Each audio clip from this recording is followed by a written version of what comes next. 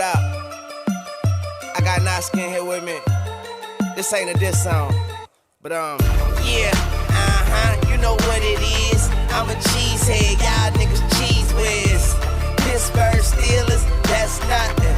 That Super Bowl ring, that's nothing. Pull up in your town when you Shedding the boot, what did you like most about this training camp? Oh, there's a lot to like. I love the group of guys. I love, one thing that we talked about as a team is really coming together as a team, and I feel like the guys are doing that. And, I feel like the communication's been on point between the coaching staff and then, going down to the players and back and forth. So there's a lot to like about the camp. Hey Matt, yesterday when Aaron was talking and you were talking, he mentioned he really liked the tempo, efficiency of practice, and even had a discussion with Bakhtiari about that. Have you noticed kind of I don't want to say turning the page moment, but I mean, have you kind of gotten that feel a little bit from what you've seen from the starters out there this week? Yeah, I thought those guys did a really good job all week. I think the expectations are clear for them now, especially, finishing up today's practice, which would be our typical Friday practice. The pace was much better. I thought the energy, the effort, the attention to detail, the focus was all a lot better.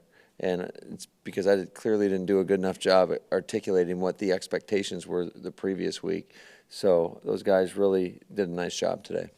From a sideline perspective in this last preseason game, will you look at it any differently, call the plays, not call the plays? I know some guys maybe like to have somebody else call it so they can get a better look at some of the individual players. What's your approach from Yeah, that's exactly how it's going this week. So we're going to give Luke Getsy an opportunity to call the plays this week. And, Hackett's called a lot of games over his career, and I thought it was just a good opportunity for Luke to get out there and get his feet wet with the play calling process at this level.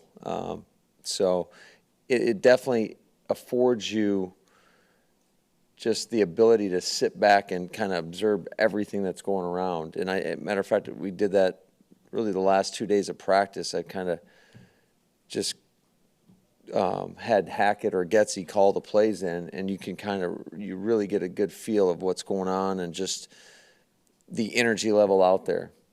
Matt, did you ever do, like when you were in LA, did you do that at all, or with Sean, or how did you? Yes, I called the plays, in 2 of the games that preseason. Coach, Goody said that the competition was close between Kaiser and Boyle. Where do you see those guys at right now? What would you like to see from them coming up on Thursday?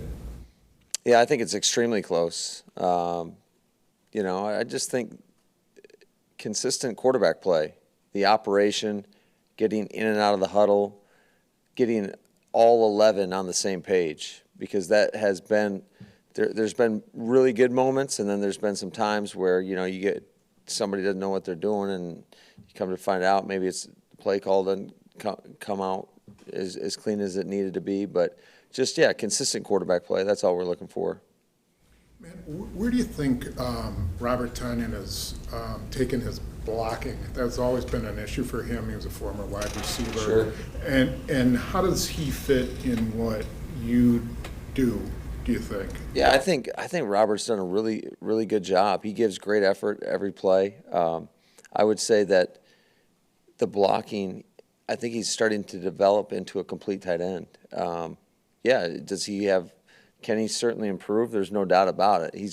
There's more out there for him, but I feel like he's progressed. I love the way he approaches the game, and I think he gets better on a daily basis.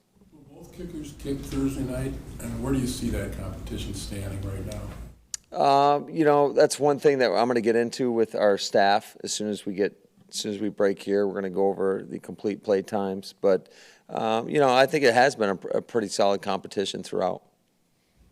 How have you felt about Scott, the way he's punted through the preseason? Yeah, I think J.K. is really he's developing into a really good young player. Just, again, more consistency. He's doing a good job with his placement, getting that ball. We always want the ball outside the numbers. It's tough to cover punts in this league, especially if you're kicking to a dynamic returner, if that ball's in the middle of the field. So we've really tried to get him almost to the red line And I tell him all the time, I don't care if you kick this sucker out of bounds as long as it's a long way out of bounds. But I think he's done a nice job. To have special aim to kick it at the 10 when it's supposed to be the Oh, I know. That was 20 interesting, wasn't it? But that was a heck of a punt. So much time do you think you'll spend with Goody Friday?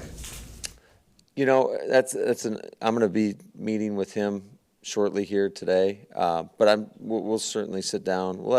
We have a pretty good idea of where everything's going, but you never know what can transpire over the course of the next 48 hours or whatever. But yeah, we'll definitely spend some time on Friday. And the thing that's been nice is, you know, going into the Chicago game, we're already well on our way with our preparation in that regard. So that will give me a little bit more time to spend with him. Is Saturday essentially your Tuesday game planning day where you finalize? Exactly right. So the one thing that's been nice about our preseason schedule, if you look at all our games, they've all been played on a Thursday. So it's really allowed us to get into a pretty good rhythm in terms of our weekly schedule.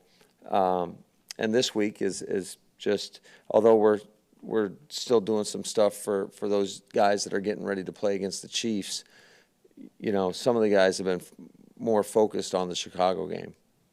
And you had times in camp this year where Goody's brought in guys, whether it's signing, waiver claims, whatever. What's the process that you guys go through to get those guys ready to play as quickly as possible? And you know how the cuts are on Saturday. You'll have a group, but there'll be some guys that come in Sunday. And how quickly can you get those guys turned around? Yeah, that's always the challenge. So, you know, the only way that we know about going about that process is you got to meet with the guys, and you just got to try to give them as much as they can handle, and be mindful of the fact that they're not going to be able to do everything. So you might simplify some of your packages when you get some of those new guys in there, or just simplify some of the calls so that you're not asking them to do something that they have no idea how to do. So I think our staff's done a pretty nice job throughout the entire training camp with that. Matt, years ago, I had a coach say, experience is so key for offensive linemen. Sometimes it takes 40, 50 games before they see everything that this league throws at them. Is that true? And when you think about this offensive line that you came into, with the experience you had at tackles, and then you add a guy with 6 years experience in Turner, to your line, how experienced is this group compared to ones that you worked with the league, and you also got to go with experience, at least that can be your sixth man, right? Yeah, no, I mean, like we feel very fortunate with the group we have up front. Now we just got to, hopefully can stay healthy throughout the course of the season.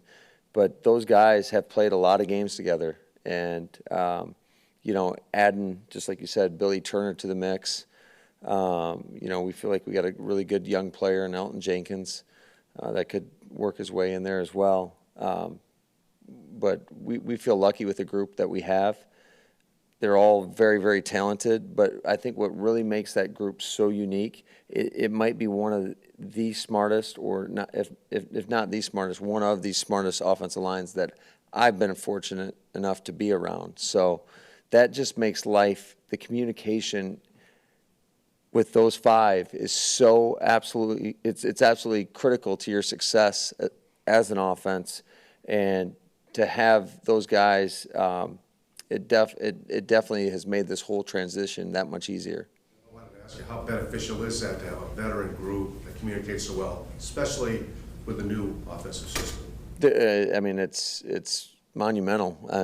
I can't even articulate how much it means to us, and not only that, but to our quarterback as well, and having a veteran guy that can help those guys out if by chance there was ever some gray area there. But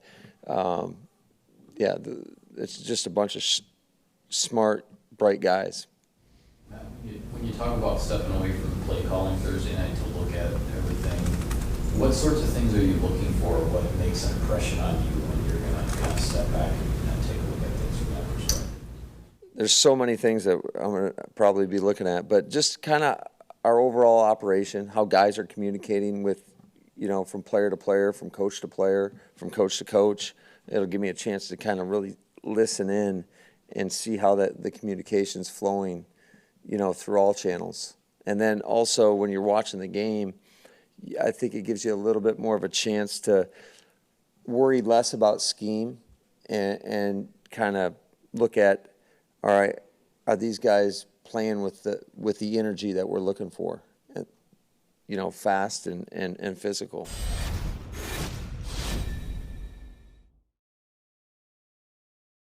So, I just love my team. Yeah, that's the team with them big G's on the helmet.